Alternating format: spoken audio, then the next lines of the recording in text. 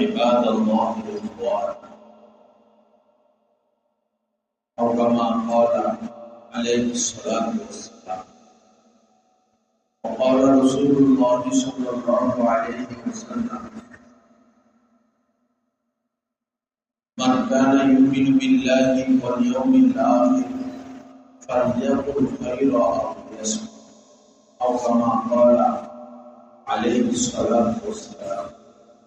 اللهم صل على سيدنا مولانا محمد وعلى آل سيدنا مولانا محمد وبارك وسلم. استغفر الله الذي لا إله إلا هو الحي القيوم وأتوب إليه.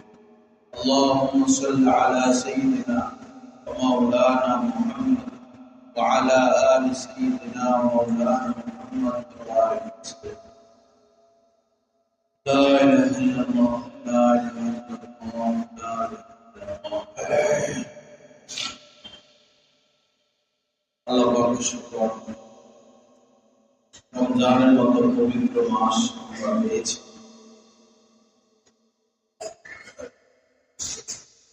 এজন্য প্রত্যেকটা মুহূর্ত, প্রত্যেকটা সেকেন্ড, মিনিটকে কর্ম করা। নিয়ামত এমন একটা বিষয়,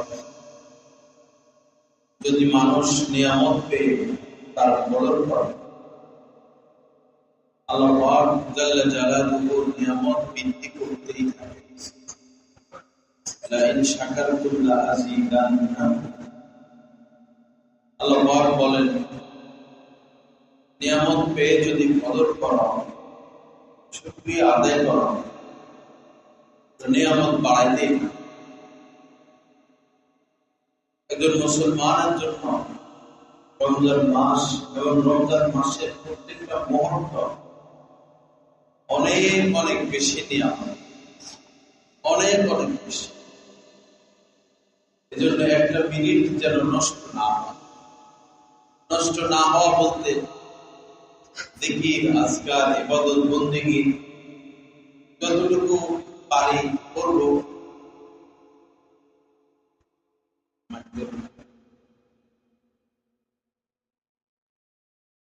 আর যখন জিকির আজকাল ভালো লাগে না, অযথা গল্পে যেন না হয়।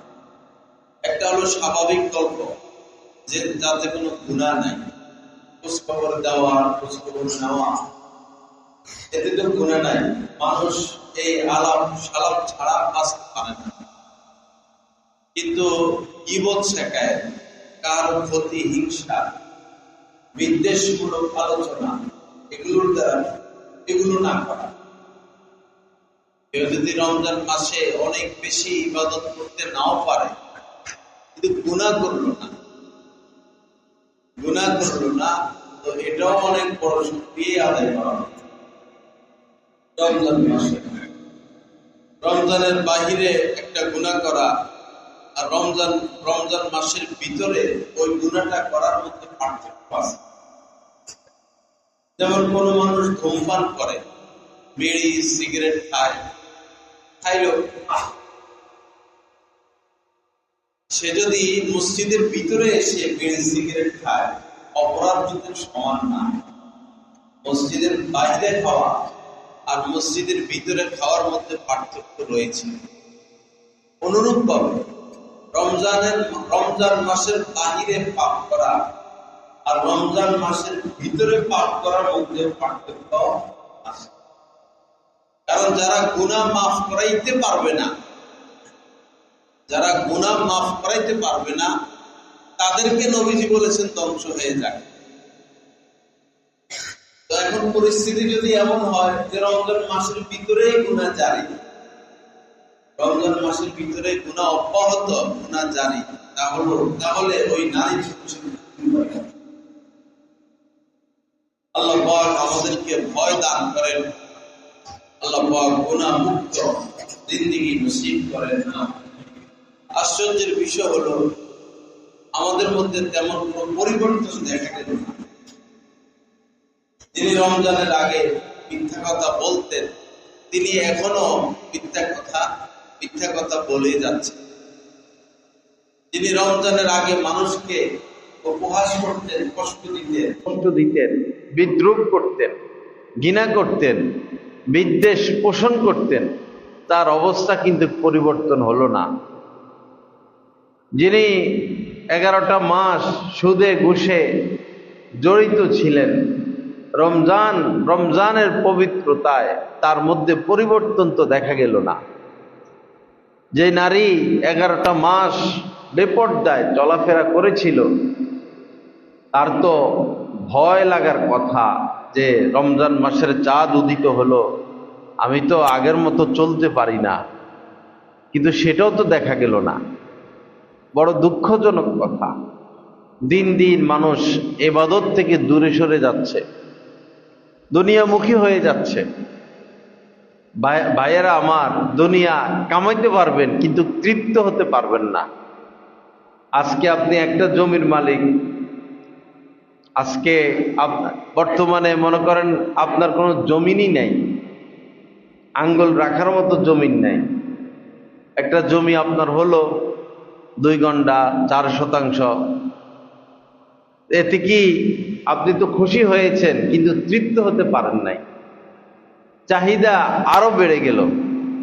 যদি আরো 1টা 2টা জমির ব্যবস্থা হয়, আপনি তো তৃপ্ত হন নাই, বসে থাকেন নাই, আপনি আরো চেষ্টা 8-10টা জমিন, 15-20টা জমিন, 30-40টা জমিন। তো কত দরকার একজন মানুষের?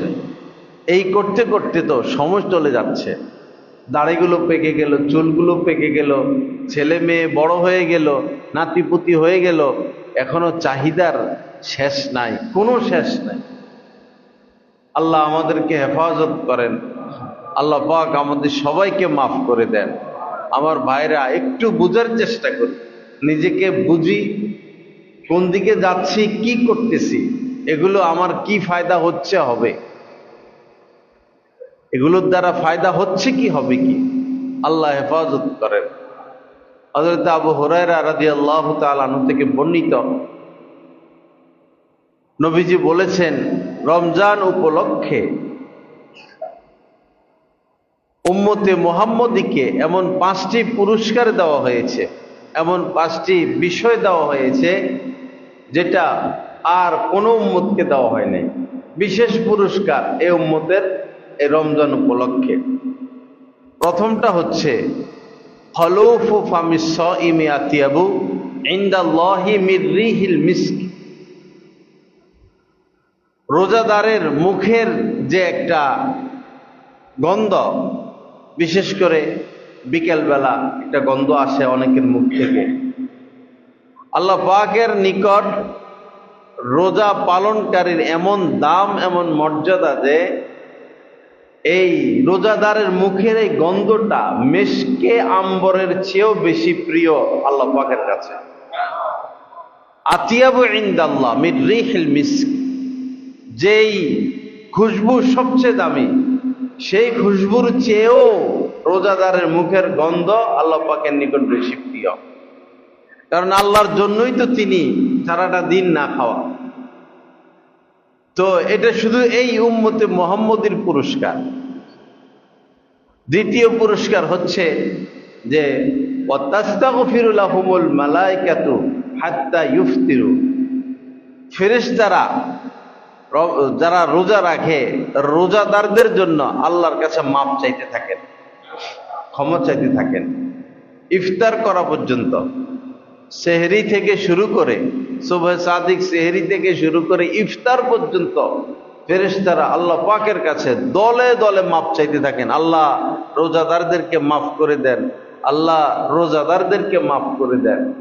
এখানে একটা বিষয় হলো, ফেরেশতারা আল্লাহর ইশারা ছাড়া কোনো কিছু করে না, করতে পারে না, আল্লাহ পাকের হুকুম ছাড়া।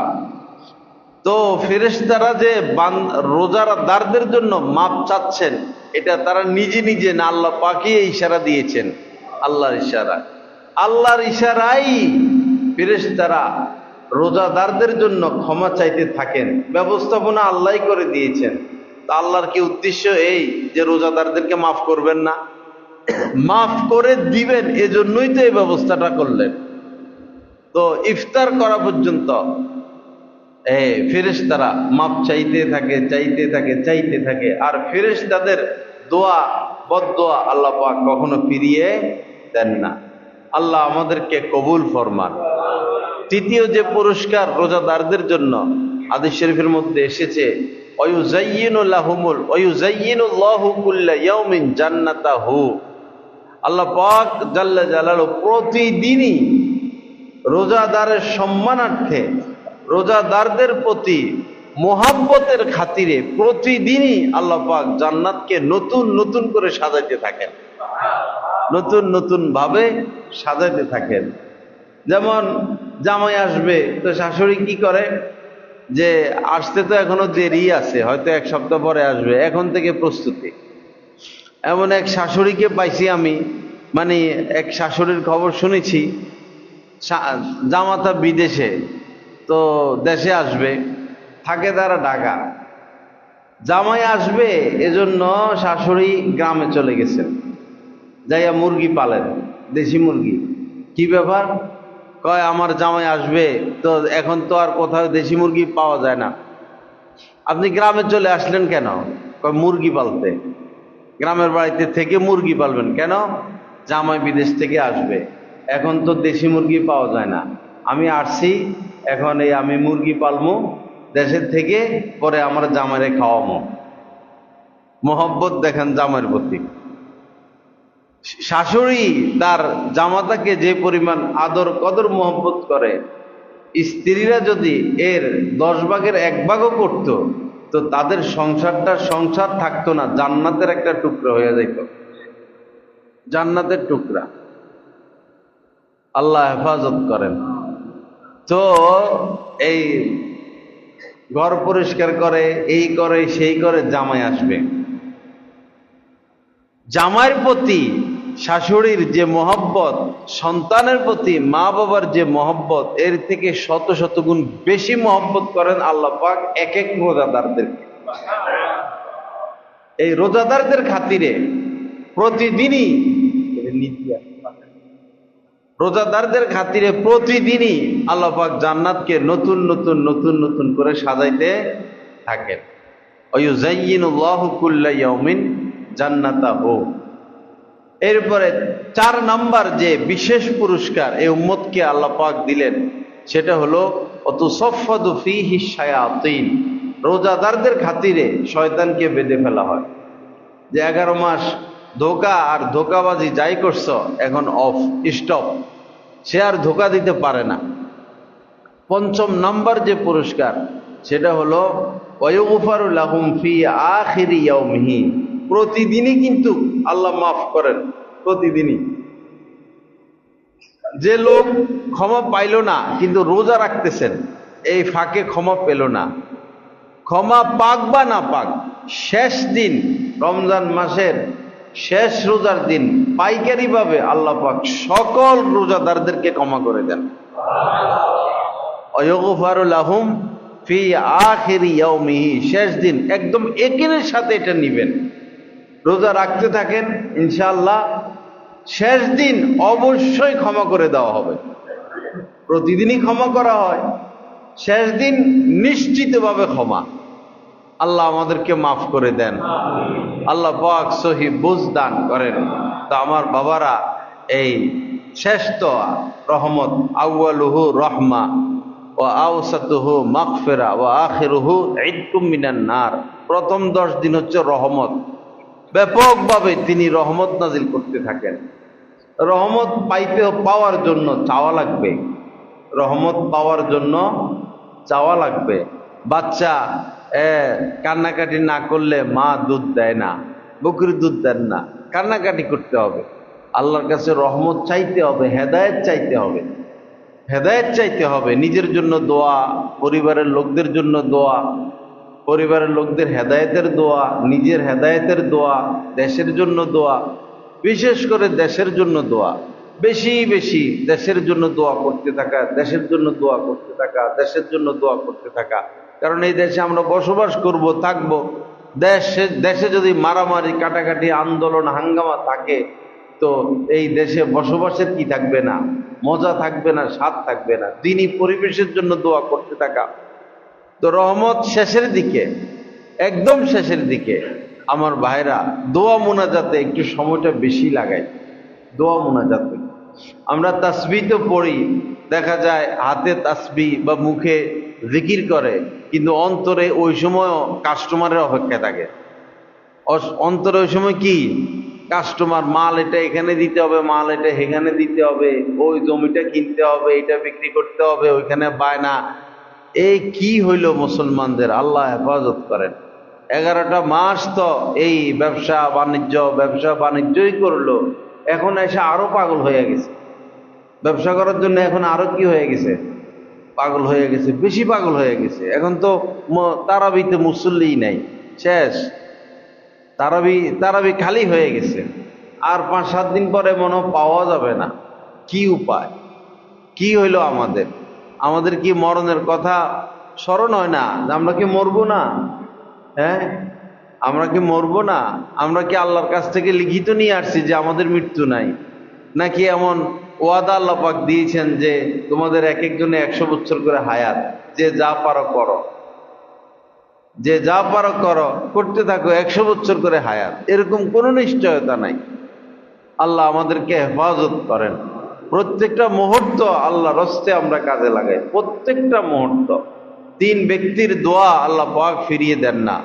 প্রথম হচ্ছে ইনসাফগার বাদশাহ, যে বাদশার মধ্যে ইনসাফ রয়েছে, ন্যায় পরায়ণতা রয়েছে, সাম্যতা রয়েছে, নিজের দল আর অপরের দলের মধ্যে যে পার্থক্য করে না, দেশের সম্পদ বিদেশে পাঠায় না, এই বাদশাহ আল্লাহর কাছে দোয়া করলে সাথে সাথে আল্লাহ পাক দোয়া কবুল করেন, ফিরিয়ে দেন না। দ্বিতীয় হচ্ছে রোজাদারদের দোয়া। রোজাদারদের দোয়া, খুব বেশি দোয়া করা। ফিলিস্তিনের বন্দীদের উপরে কি নির্যাতন, কি নির্যাতন, কি নির্যাতন! তারা তারা যা ইচ্ছা তা করতে পারবে, তাদের জন্য কোনো আন্তর্জাতিক আইন নাই। তারা লাগামহীন, তাদের যা মন চায় তারা তাই করবে, তাদের কোনো বিচার নাই, তাদের কোনো বিচার নাই। করতেছে, জুলুম করতেছে। আহা, কি অবিচার! পানি খাইতে দেয় না, সারা দিনে হয়তো 1 গ্লাস বা 2 দিন 3 দিন পরে একটু পানি দেয়, একটু খাবার দেয়। কি অমানবিক আচরণ ফিলিস্তিনি বন্দীদের উপরে, গাজার মানুষদের উপরে। আল্লাহ হেফাজত করেন এই জালেমদেরকে। আল্লাহ পাক হেদায়েত না থাকলে জালেমদেরকে ধ্বংস করে দেন, বরবাদ করে দেন। লা ইলাহা ইল্লাল্লাহ, লা ইলাহা ইল্লাল্লাহ। তো এই 3 ব্যক্তির দোয়া ফিরিয়ে দেন না।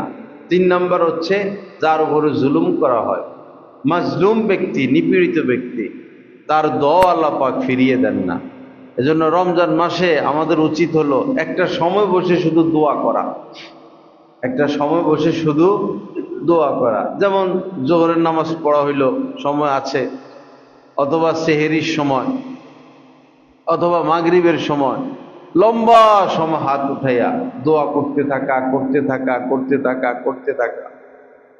দোয়া মুনাজাত তো মানুষ এখন ছাইড়া দিছে, দোয়া করতে দেখা যায় না। তো ফরজ নামাজে ইমাম সাহেব হাত উঠান, তো ইমাম সাহেবের সাথে হাত উঠান, এটা তো আর লম্বা করা যায় না।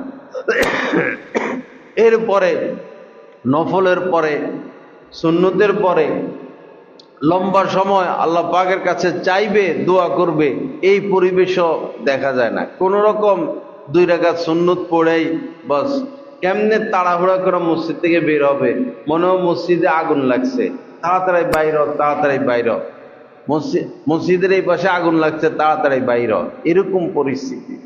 কি হইল আমাদের? আল্লাহ পাক, আল্লাহ আমাদেরকে হেফাজত করেন।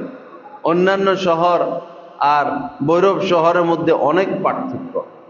দেশ গ্রামে তো দেখা যায় মাশাআল্লাহ, যাদের মুখে দাড়ি নাই, দাড়ি চলে আসলো, যুবক ছেলে ফেলে মাথার মধ্যে টুপি রাখতেছেন।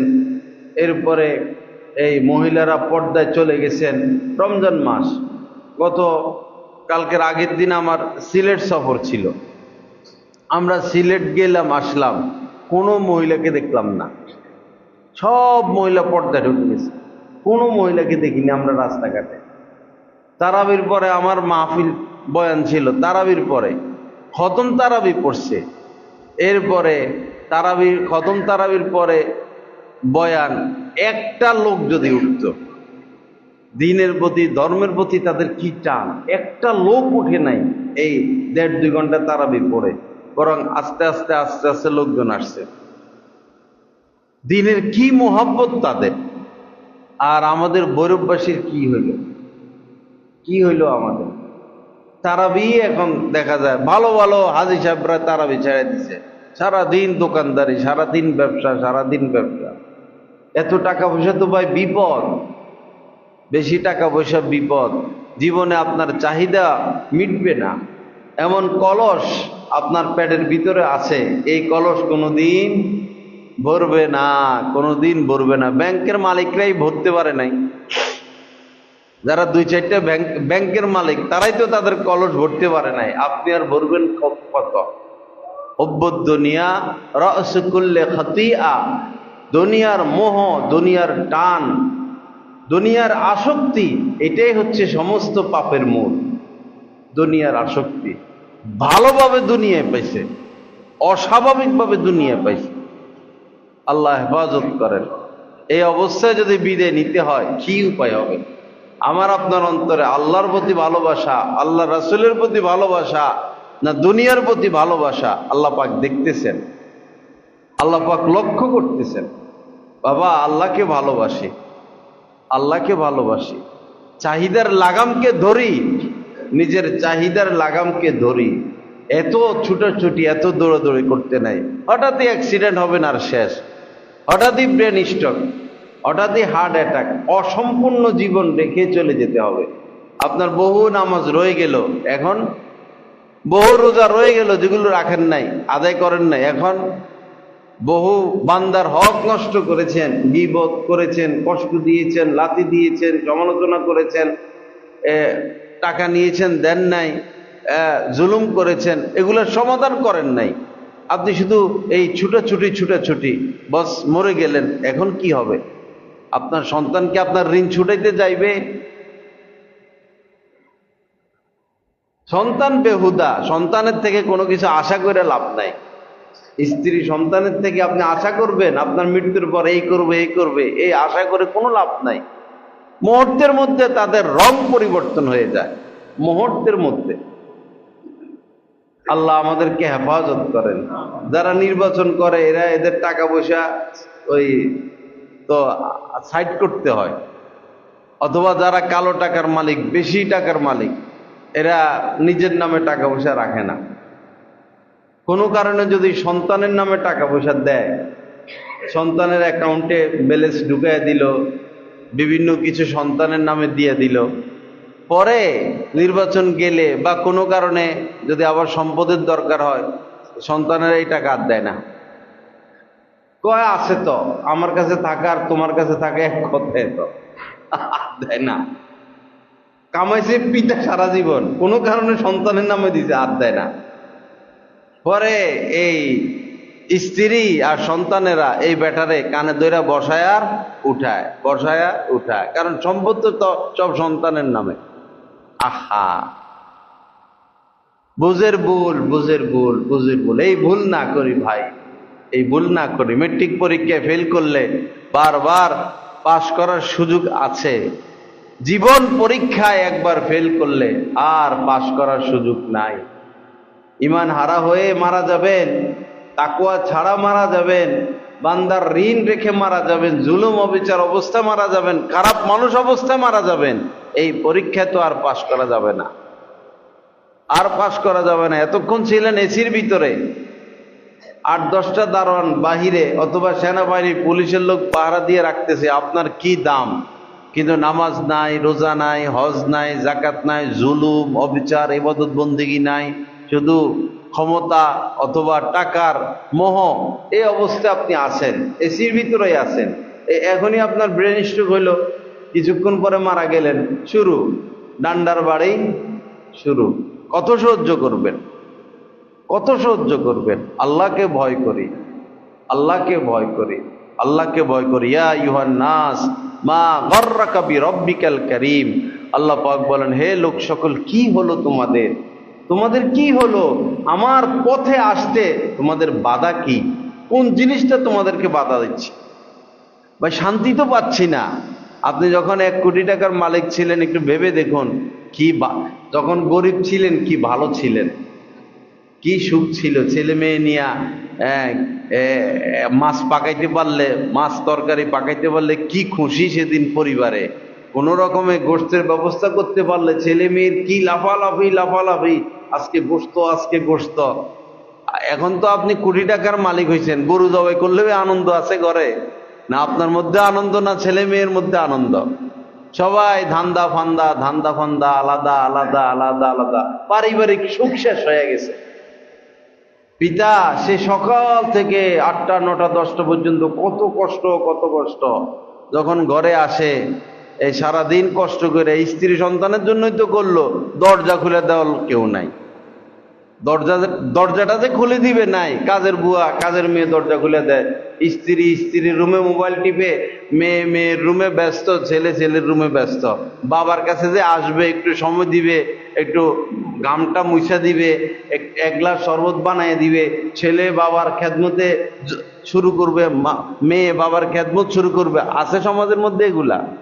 আহা, তো এখনই তো আপনার স্ত্রী সন্তান আপনার সম্পদ আপনার কাজে আসতেছে না, মাটির নিচে গেলে আর কি কাজে আসবে? মাটির নিচে গেলে আর কি কাজে আসবে? তারা কি কাজে আসবে আর সম্পদ কোন কাজে আসবে? আল্লাহ হেফাজত করেন। বাবারা, ইবাদত বন্দিগি বাড়াইয়া দেই। অনেক বেশি সুযোগ এখন তাহাজ্জুদ পড়ার, অনেক বেশি সুযোগ। এক হয় তারাবির পরে পড়ে নেওয়া, অথবা সেহরির সময় যে উঠি ওই সময় অন্তত 2 রাকাত নামাজ, কমপক্ষে 2 রাকাত নামাজ পড়ে আল্লাহর কাছে হাতটা উঠাই, আল্লাহ আমি তো পাপী অপরাধী, আল্লাহ মাফ করে দাও। বা 2-4 বার ইস্তেগফার করি, আল্লাহর কাছে মাফ চাই, এটাই যাবে সাথে। তুবা লিমান ওয়াজাদা ফি সহিফাতিহি ইস্তিগফারান কাসীরা।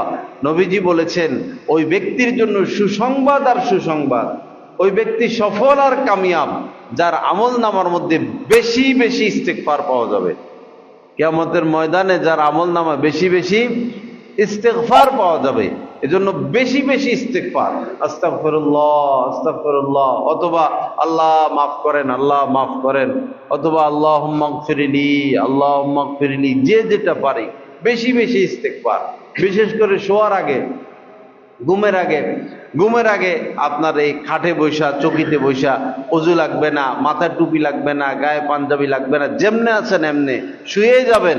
বস এই বৈশা আল্লাহ সারাদিন তো পাপই করলাম, আল্লাহ গুনাই করলাম, ধান্দা বান্দাই করলাম, রাত্রটা আমি আগামী সকাল পর্যন্ত আমার হায়াত আছে কিনা আমার তো জানা নাই। বস আল্লাহর কাছে একটু মুআমালা সাফ করা, বাস কিছুক্ষণ মাপ চাওয়া, আস্তাগফিরুল্লাহ, পারলে হাত উঠাইয়া বা হাত না উঠাইয়া আল্লাহর দিকে, বেলা শেষে আল্লাহর দিকে রুজু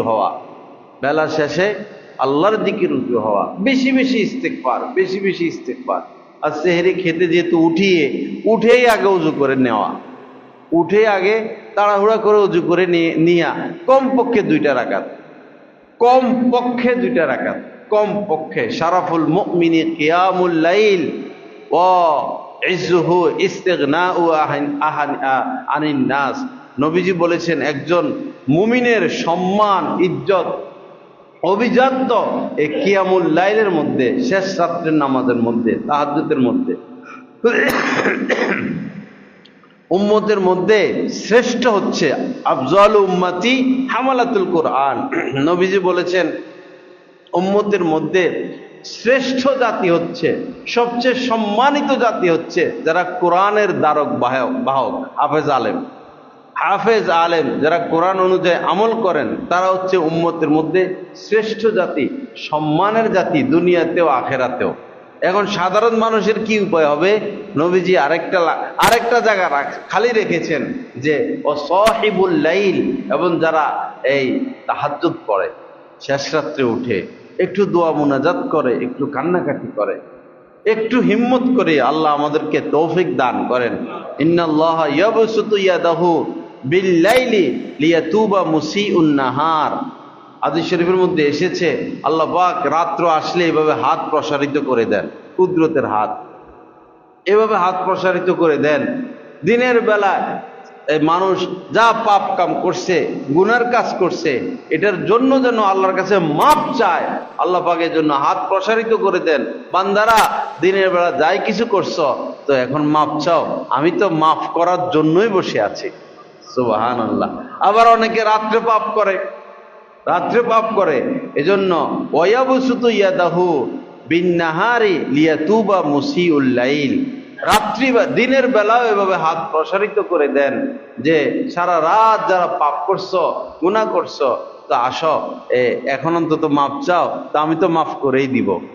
মাফ তিনি করতেই থাকবেন, করতেই থাকবেন, করতেই থাকবেন। ইন্নাল্লাহা ইয়াকবালু তাওবাতাল আবদি মা লাম ইগরগির, আল্লাহ তওবা কবুল করতে থাকবেন মৃত্যুর চিহ্ন প্রকাশিত হওয়ার আগ পর্যন্ত। মৃত্যুর চিহ্ন প্রকাশিত, গড়গড় একটা শব্দ আসে মৃত্যুর আগে, গড়গড়ার অবস্থা, নিঃশ্বাস এরকম ভারী হইতে থাকে, এর আগ পর্যন্ত আল্লাহ গুনাহ মাফ করতে থাকবেন। যখনই মৃত্যুর চিহ্ন প্রকাশিত হয়ে যাবে, ক্ষমার রাস্তা বন্ধ। সূর্য যখন পশ্চিম দিক থেকে উদিত হবে, ক্ষমার রাস্তা বন্ধ। যেদিন সূর্য পশ্চিম দিক থেকে উদিত হবে সেদিন রাত সহজে শেষ হবে না। রাত এত লম্বা, রাত এত লম্বা, হা শেষ সুযোগ দিচ্ছেন, শেষ সুযোগ দিচ্ছেন, যা চির জাহান্নাম থেকে বাঁচানোর জন্য আল্লাহ পাক শেষ সুযোগ দিবেন। এত লম্বা রাত, বাচ্চারা জেগে যাবে, পশু পাখি জেগে যাবে, সবার ক্ষুধা লাগবে, রাত শেষ হয় না কেন, রাত শেষ হয় না কেন, রাত শেষ হয় না কেন। আসল ব্যাপার তো সেটা, শেষ সুযোগ দিলেন আল্লাহ, শেষ সুযোগ দিলেন। কিন্তু মানুষ তো কেউ জুয়া নিয়ে ব্যস্ত, কেউ জিনা নিয়ে ব্যস্ত, কেউ ঘুম নিয়ে ব্যস্ত, কেউ শরাব নিয়ে ব্যস্ত, টাকা পয়সা, টাকা পয়সা, টাকা পয়সা, টাকা, টাকার নেশায় এই মানব জাতি ধ্বংস, টাকার নেশায়। আহা, আল্লাহ হেফাজত করেন, আল্লাহ হেফাজত করেন। এরপরেই পশ্চিম আকাশে সূর্য উঠে যাবে, তওবার রাস্তা সারা জীবনের জন্য বন্ধ, তওবার রাস্তা বন্ধ। ব্যক্তিগতভাবে তওবার সুযোগ মৃত্যুর চিহ্ন প্রকাশিত হওয়ার আগ পর্যন্ত, আর সমষ্টিগতভাবে তওবা করার সুযোগ পশ্চিম দিক থেকে সূর্য উদিত হওয়ার আগ পর্যন্ত। এখন এমন তো হয় যে 10 থেকে আধা মিনিটে মানুষ মারা যায়, আধা মিনিটে। আমাদের সামনে একটা অ্যাক্সিডেন্ট হয়েছে এখানে, ডিমের গাড়ি আর প্রাইভেট কার, ডিমের গাড়ি আর প্রাইভেট কার লাগলো, এই মুহূর্তের মধ্যে শেষ ডিমের গাড়ির ড্রাইভার। এই ড্রাইভার সাহেব তো আধা মিনিট আগেও জানে না সে মারা যাবে, আধা মিনিট আগে জানে, সে জানে না। আধা মিনিট পরে যে সে অন্য জগতে চলে যাচ্ছে, তার সেই খবরটা নাই। আমার আপনার ব্যাপারেও তো এমন হতে পারে। আল্লাহর কসম, খালি হাতেই গেলাম, খালি হাতেই গেলাম। আসুন ভাইরা, তওবা করে ফেলি, তওবা করে ফেলি, হিম্মত করে দাড়িগুলো রেখে দেই। আপনার ইজ্জত বাড়বে, সম্মান বাড়বে, চেহারার মধ্যে নূর আসবে, সালাম পাবেন। সব জায়গায় আপনি ইজ্জত পাবেন, সব জায়গায় ইজ্জত পাবেন। দাড়ি তো রাখার নিয়ত সকল মুসলমানদেরই আছে, এমন কোন মুসলমান নাই এটা বলবে যে জীবনে আমি দাড়ি রাখবো না, এরকম কেউ বলে না। সবারই ইচ্ছা আছে রাখার। ভাই, যদি সুযোগটা না পান, যদি আপনি সুযোগ না পান, মৃত্যু এসে গেল। সবারই ইচ্ছা আছে সুদ মুক্ত হওয়ার, সবার ইচ্ছা আছে, তো কবে সেই ইচ্ছা বাস্তবায়ন করবেন? মৃত্যুর আগে আগে করতে হবে তো, মৃত্যুর আগে আগে আপনাকে সুদ মুক্ত হতে হবে। ছেলে মেয়ের আশা করে লাভ নাই, সুদ বাড়াবে আল্লাহর কসম, আপনার সন্তানের সুদ আরো বাড়াবে, কবরে দিবে আরো আগুন। তা আপনার সন্তানেরা কবরের মধ্যে কেরোসিন তেল ডালবে, মনে রাখবেন।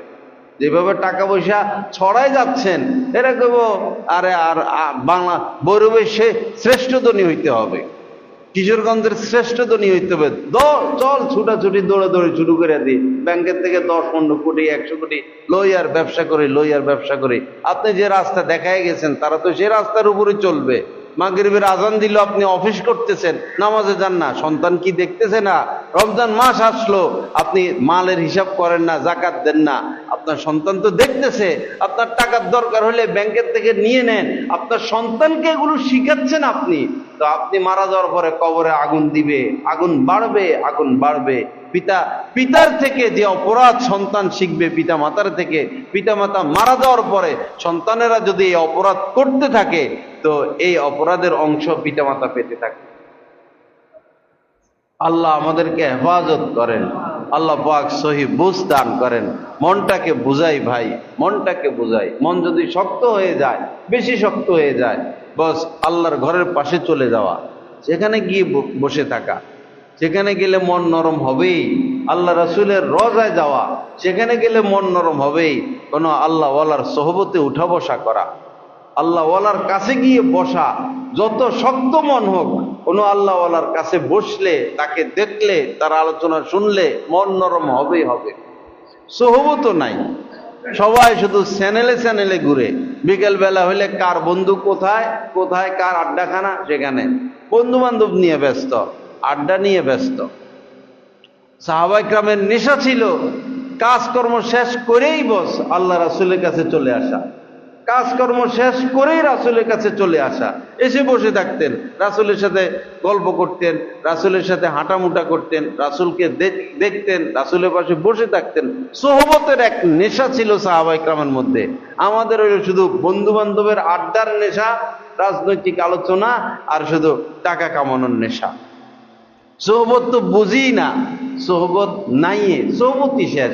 এজন্যই এই উম্মত এতটা ধ্বংসপ্রাপ্ত, মানে ধ্বংসের দিকে চলে যাচ্ছে। আল্লাহ আমাদেরকে হেফাজত করেন। আমার ভাইরা, প্রথম যখন রাত্র আসলো, চাঁদ উঠলো, ওই রাত্রেই ইউনাদি মুনাদিন ইয়া বাগিয়াল খায়রি আকবিল, আকাশের মধ্যে একজন ঘোষণাকারী ঘোষণা দিয়ে বলতে থাকেন যে, হে কল্যাণের অন্বেষণকারী, যে সৎ কাজ করতে চাও, আকবিল বাড়াইয়া দাও, সৎ কাজ বাড়াইয়া দাও। ইয়া বাগিয়াল শাররি আকসির, হে পাপী, আর কত পাপ করবা, আর কত পাপ করবা, রমজান মাস তো আসলো, এখন পাপ ছেড়ে দাও, এখন পাপ ছেড়ে দাও। আমার ভাইরা, গুনাহ যদি মাফ করাইতে না পারি, রাসূল ধ্বংসের বদদুয়া করেছেন। সে জায়গায় যদি গুনাহই অব্যাহত, তো তার কি উপায় হবে? কি বিপদে মানুষ আছে, আহা কি বিপদও বুঝে না এখন। ছেলে নিয়ে বিপদ, মেয়ে নিয়ে বিপদ, স্ত্রী নিয়ে বিপদ, মা নিয়ে বিপদ, রাষ্ট্র নিয়ে বিপদ, ব্যবসা নিয়ে বিপদ। প্রত্যেকটা মানুষ এত বিপদে, এত পেরেশানিতে, এত অস্থিরতার মধ্যে দিন কাটে, এরপরও আল্লাহর দিকে ফিরে না, আল্লাহর দিকে ফিরে না। বনি ফেরাউনের লোকজন তো ঈমান আনবে না, এত চেষ্টা করলেন মুসা আলাইহিস সালাম, ঈমান আনবে না, আনে না। পরে আল্লাহ পাক গজব দিছেন। ফেরাউনের লোকজনদের কি দিলেন? গজব দিলেন। রক্ত, চতুর্দিকে রক্ত, ঘুমাইতে যায় রক্ত, হাঁটতে যায় রক্ত, খাইতে বসে রক্ত, কোনো খাবার খাইতে লয় রক্ত হইয়া যায়, পানি পান করতে নেয় রক্ত হইয়া যায়, জামা একটা গায়ে দেয় রক্ত হইয়া যায়, এদিকে তাকায় রক্ত, সেদিকে তাকায় রক্ত, চতুর্দিকে শুধু রক্ত আর রক্ত। এমন হয়েছে যে তারা না খেয়ে মারা যাওয়ার মতো অবস্থা। একই কুয়া থেকে পানি উঠায়, মুসা আলাইহিস সালামের উম্মতেরা পানি উঠাইলে উঠে পানি, আর তারা উঠাইলে উঠে রক্ত।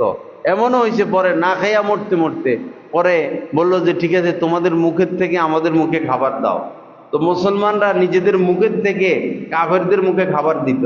মুসলমানদের মুখে থাকলে এটা খাবার, তাদের মুখে গেলে হইয়া যায় কি? রক্ত।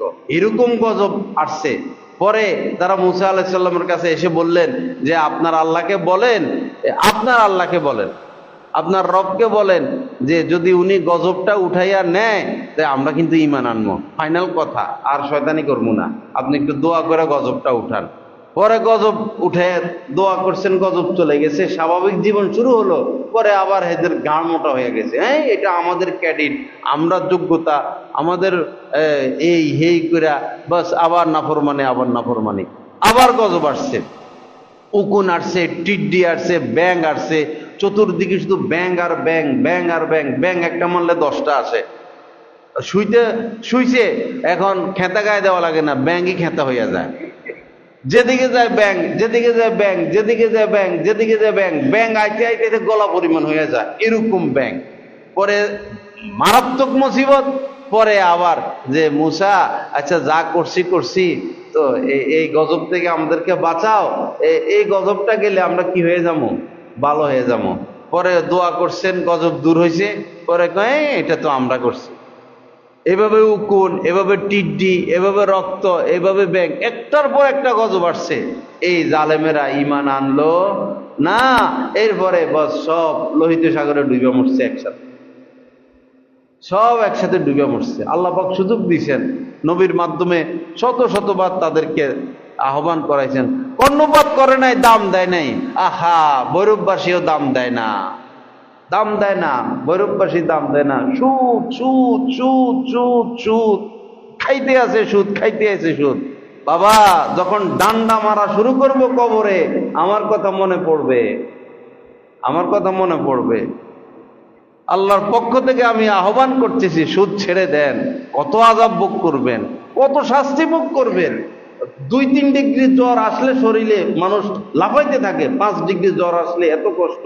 সাধারণ মাথা ব্যথা উঠলে মানুষ সহ্য করতে পারে না, আপনার গায়ে আগুন লাগাই দিলে কতক্ষণ সহ্য করবেন? সাপের কামড় কয়টা সহ্য করবেন? বিচ্ছুর কামড় কয়টা সহ্য করবেন? কোনো খাবার নাই জাহান্নামে, কোনো পানি নাই, কোনো আলো বাতাস নাই, কোনো বিশ্রাম নাই, চলতেই থাকবে আযাব, চলতেই থাকবে। আল্লাহকে ভয় করি, সীমা লঙ্ঘন না করি, সীমা লঙ্ঘন না করে। বড় বিপদে পড়ে গেছি আমরা। তারাবি ছেড়ে দিছে, এরকম অনেকে রোজাও রাখে না, নামাজও পড়ে না। সেই রমজানের আগেও সুদ সুদ সুদ, এখনো সেই সুদ সুদ সুদ। একজন মুসলমান সুদ খায় কিভাবে? একজন মুসলমানের মাথায় এটা আসে কিভাবে? সে চিন্তা করে কিভাবে? আহা, আল্লাহ আমাদেরকে হেফাজত করেন। এই রমজান মাসেও আপন মায়ের সাথে জিনে লিপ্ত হওয়া, এর থেকে মারাত্মক কথা তো আর নাই পৃথিবীতে। সুদের ব্যাপারে এমন কথা নবীজি বলেছেন, এর উপরে, এর থেকে মারাত্মক, এর থেকে লজ্জাজনক, এর থেকে ঘৃণিত, এর থেকে অন্তরাত্মায় আঘাত লাগার মতো কোনো শব্দ যদি থাকতো, আল্লাহ রাসূল সেটা বলে যাইতেন, যে সুদ খাওয়া মানে আপন মায়ের সাথে জিনা ব্যভিচারে লিপ্ত হওয়া। এর থেকে কোনো খারাপ কথা, নিকৃষ্ট কথা হতে পারে না। এই কথা শোনার পরেও 80, 90, 95% মানুষ সুদের সাথে জড়িত, সুদের সাথে লিপ্ত। ওমা আলাইনা ইল্লাল বালাগ, আমাদের দায়িত্ব পৌঁছায় দেওয়া, আমরা পৌঁছায় দিলাম। কাউকে মাইরা ধইরা দিনে আনা আমাদের দায়িত্ব না, পৌঁছায় দেওয়া, পৌঁছায় দিলাম। আপনার ইচ্ছা, আপনি ইচ্ছে করলে দিন গ্রহণও করতে পারেন, ইচ্ছা করলে দিন বর্জনও করতে পারেন। তবে যদি দিন গ্রহণ করেন, আপনি সফল হবেন, সার্থক হবেন, কামিয়াব হবেন, শান্তি পাবেন। আর যদি দিন বর্জন করেন, তো অপেক্ষায় থাকেন, অপেক্ষায় থাকেন, আযাব গজবের অপেক্ষায় থাকেন। আমাদের তো কিছু করার নাই। আল্লাহ পাক সহি বুঝ দান করেন। আল্লাহ পাক এই কথাগুলোর উপর আমাদের সবাইকে আমল করার তৌফিক দান করেন। ওয়া আখিরু দাওয়ানা আলহামদুলিল্লাহি রাব্বিল আলামিন ওয়া সাল্লাল্লাহু আলা নবিয়্যিল কারীম।